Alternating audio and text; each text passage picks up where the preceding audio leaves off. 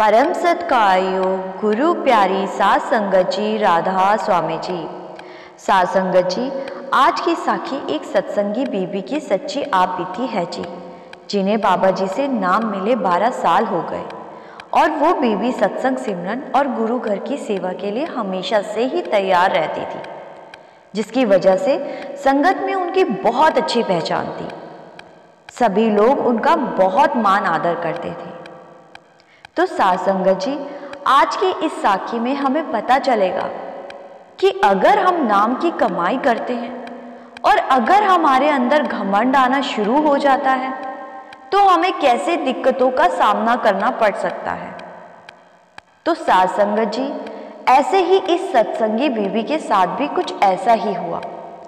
ये आप बीती उस बीबी ने संगत के साथ साझा की थी। उस बीबी का नाम सतविंदर कौर था। उसने संत को बताया कि मेरे अंदर भी घमंड आना शुरू हो गया था। आगे उन्होंने बताया कि वो हमेशा संगत की सेवा में लीन रहती और हमेशा की तरह गुरु घर की सेवा के लिए तैयार रहती थी। उन्होंने कभी भी कोई भी सेवा का मौका नहीं छोड़ा और सेवा के साथ साथ भजन सिमरन को भी पूरा समय देती थी। सात संगत जी, जो ऐसे सत्संगी होते हैं, जो अक्सर सत्संग पर जाते हैं, सद्गुरु की सेवा में लीन रहते हैं, संगत की सेवा में लीन रहते हैं, उनकी संगत में एक बहुत अच्छी पहचान हो जाती है। और अगर कोई नाम की कमाई वाला हो, एक अच्छी कमाई वाला अभ्यासी हो, तो संगत उसका बहुत ही मान आदर करती है और उसकी एक बहुत अच्छी पहचान संगत में बन जाती है। हर कोई अपनी बात ऐसे कमाई वाले अभ्यासी से साझा करना चाहता है, उनसे अपने अनुभव साझा करना चाहता है ताकि उन्हें उनसे मार्गदर्शन प्राप्त हो सके, उनसे कुछ पता चल सके। तो ऐसे ही इस सत्संगी बीबी सतविंदर के साथ भी था।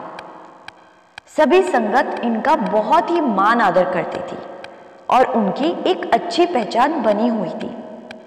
सात संगत जी, वैसे भी देखा गया है कि हम सत्संगियों में अक्सर यह बातें होती रहती है कि वह बहुत पहुंचा हुआ है, वह बहुत कमाई वाला है, वह इतने घंटे भजन सिमरन करता है। ऐसे ही पहचान इस सत्संगी बहन की बनी हुई थी। जब भी किसी को कोई दिक्कत आती, अभ्यास में कोई परेशानी होती, तो सभी इनसे वार्तालाप करने आ जाते। तो वह अक्सर उनसे कभी कभी अपने अनुभव साझा कर दिया करती और उनकी मुश्किलों का हल कर दिया करती। सात संगत जी, अक्सर देखा गया है कि जब हम रूहानियत से संबंधित बातें करते हैं तो हमारा मन करता है कि मैं सब कुछ बता दूं, सब कुछ संगत से साझा कर दूं, जो मेरे साथ हुआ है सब कुछ संगत के सामने खोल कर रख दूं। सात संगत जी, यह हमारे मन की चाल होती है और कुछ अभ्यासियों के साथ ऐसा अक्सर होता है और वह अपने अनुभव संगत से साझा कर देते हैं, अपनी बातें संगत से करने लग जाते हैं। जो उनके साथ अंदर होता है वह सब बाहर बताने लग जाते हैं, जिससे कि उन्हें बहुत ही भारी नुकसान होता है, जिसका अंदाजा उन्हें तब नहीं मालूम होता। तो ऐसे ही इनके साथ भी हुआ। जब सभी संगत सतविंदर से वार्तालाप करने आ जाती तो सतविंदर को धीरे धीरे घमंड सा होने लग गया था कि सभी मुझसे पूछने आते हैं, मैं सबको मार्गदर्शन देती हूँ, जैसा मैं कहती हूँ सभी वैसा ही करते हैं। तो ऐसी सोच सतविंदर के अंदर पनपने लगी और जैसा वह कह देती थी वैसा ही होता था। उनके मुख से निकले वचन सत्य हो जाते थे।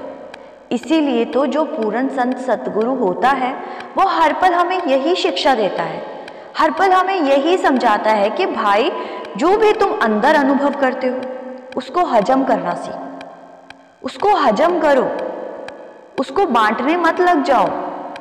तो सात संगत जी, अक्सर देखा गया है कि जो खूब नाम की कमाई करते हैं वो अक्सर चुप रहते हैं, ज़्यादा बात नहीं करते और वह अपने सतगुरु के भाने में रहते हैं, क्योंकि उन्हें पता होता है कि अगर उनके मुख से कोई ऐसा वचन निकल गया तो वह सत्य हो जाता है और ऐसा अक्सर होता हुआ देखा भी गया है। तो साध संगत जी, इसके बाद सतविंदर कौर कहती है कि मुझे जो होने वाला होता था वो पहले ही पता चल जाता था कि आगे क्या होने वाला है, और मैं अक्सर बता भी दिया करती थी कि ऐसा होगा, जिससे कि बहुत सी संगत मेरे से जुड़ गई थी। उनका मेरे से बहुत प्यार लगाव हो गया था, क्योंकि मैं सब कुछ बताने लग गई थी, जिसके कारण मेरा संगत में बहुत सम्मान होने लग गया था। और इसी बात को लेकर मेरे अंदर घमंड भी आ गया था कि सभी मेरा कितना मान सम्मान करते हैं, सभी मुझसे कितना प्यार करते हैं, जिसका कारण केवल मेरा भजन सिमरन है, क्योंकि मैं सबसे ज्यादा भजन सिमरन करती हूँ।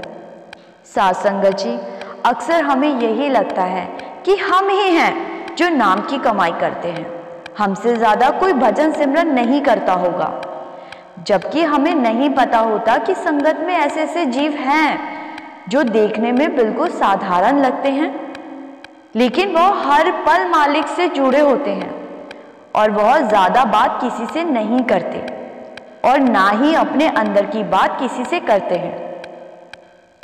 देखने में हमें वो अपने जैसे लगते हैं, हम उनको देखकर कह नहीं सकते कि इनकी कितनी कमाई है, लेकिन ऐसे बहुत सारे अभ्यासी संगत में देखे गए हैं जो कि पूरी पूरी रात बैठे रहते हैं, पूरी पूरी रात भजन सिमरन करते हैं, लेकिन फिर भी किसी को पता नहीं चलता कि इनकी कितनी कमाई है, क्योंकि वह हजम करते हैं, वह अपने सद्गुरु के भाने में रहते हैं।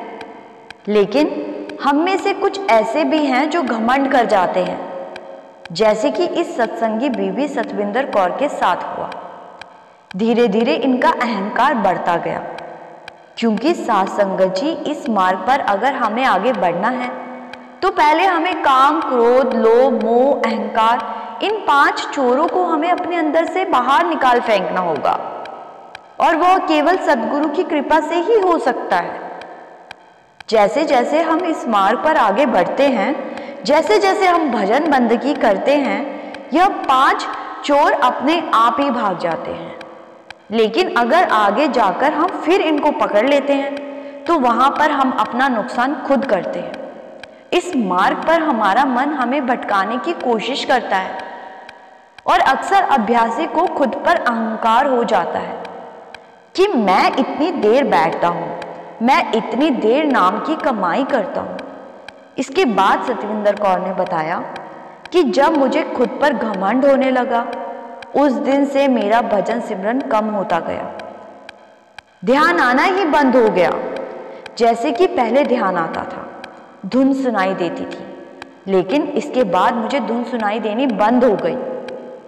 मैंने बहुत प्रयास किया, लेकिन कोई बात न बनी, जिस कारण से मैं मानसिक रूप से कमजोर रहने लगी। मुझे चिंता सताने लगी कि ये मेरे साथ क्या हो गया, मेरे अंदर का पर्दा क्यों नहीं खुलता, क्यों मुझे धुन सुनाई नहीं देती। मैंने बहुत कोशिश की, परंतु बात नहीं बनती थी। मैं ज्यादा चिंता के कारण बीमार रहने लगी, अस्पतालों के चक्कर काटने लगी। मैं इतनी बीमार रहने लगी कि ठीक से थोड़ी देर के लिए बैठ पाना भी मुश्किल हो गया था।